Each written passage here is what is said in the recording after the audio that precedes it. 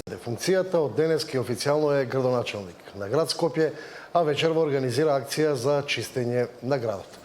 Катерина Нешкова во овие вести, кате блокиран сообраќај околу Борис Трајковски, огромен број на возила, што треба да се очекува во следните 72 часа.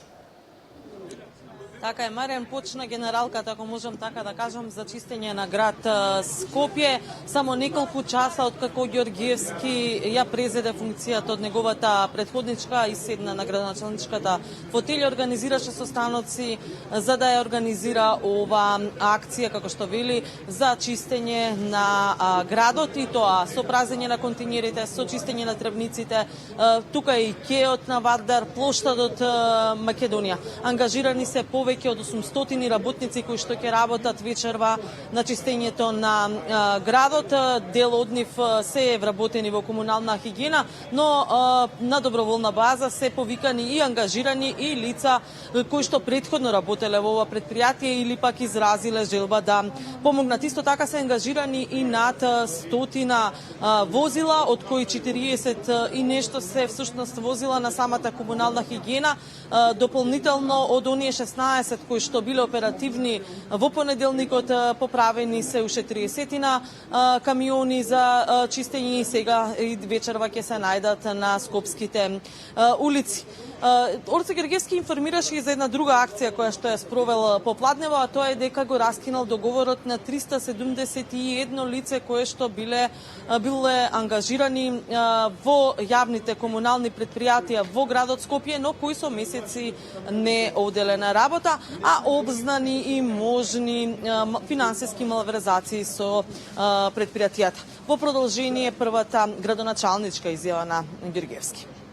Како што и најавивме, така етапно влегуваме во фаза на реализација на сето на што го ветувавме уште во кампањата. Најпрво денеска беа отстранети рампите и градот е слободен за сите граѓани, вклучувајќи ги и медиумите. Најавивме дека ќе започнеме со масовна акција за чистење на главниот град и како што може да забележите на локацијата каде што денес се наоѓаме на паркингот пред спортската сала Борис Трајковски, има над 100 возила кои што се оперативни за да во наредните 72 часа го изчистиме онака како што заслужува да биде чист нашиот главен град. Дополнително има и 800 и повеќе од 800 лица кои што се вклучени оперативно во оваа активност. Акцијата ќе трае, како што споменав, наредните 72 часа и ефектот ќе може да го почувствуваат сите скопјани од истото.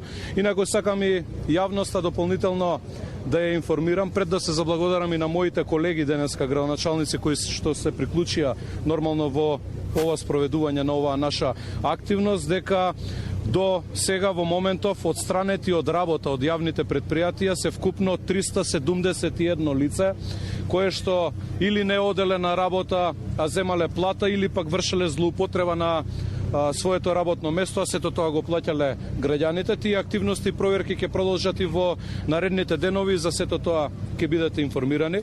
Дополнително има една информација која што стигна денеска до мене, подкрепена секако со документи, а повикувам вечерва да надлежните институции постапуваат, а тоа е дека биле ангажирани возила изминатиот период за чистење во комунална хигиена и истите возила се плаќани на име на физички лица кои што земале интелектуални услуги во износ од 5 до 10.000 евра.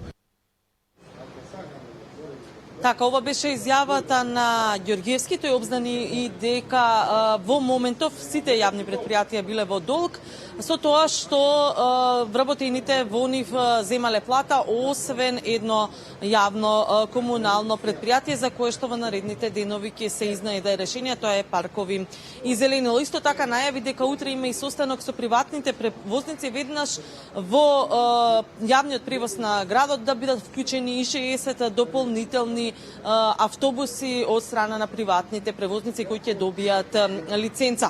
Ѓорѓиевски тука не беше сам, беше заедно со сите останати градоначалници од редовите на ВМРО, ДПМН и коалицијата Вреди, кои што од скопски градоначалници кои што ги освоија мандатите како една поддршка, бидејќи дел од нив и отстапиле дел од овие возила кои што, како што може да се види зад мене, веќе тргнуваат во чистењето, а тука беше и премиерот Мицкоски кој рече дека ќе му даде една поддршка на градоначалникот во спроведувањето на ваквата акција. Како што кажав, камионите веќе се движат од тука, дел од нив ќе заминат во сите населби низ Скопје, а дел ќе се пренасочат и кон Жена парк, односно паркот Жена Борец во центарот на градот, плоштадот Македонија, за да го извршат генерално чистење на овој дел од централното подрачје.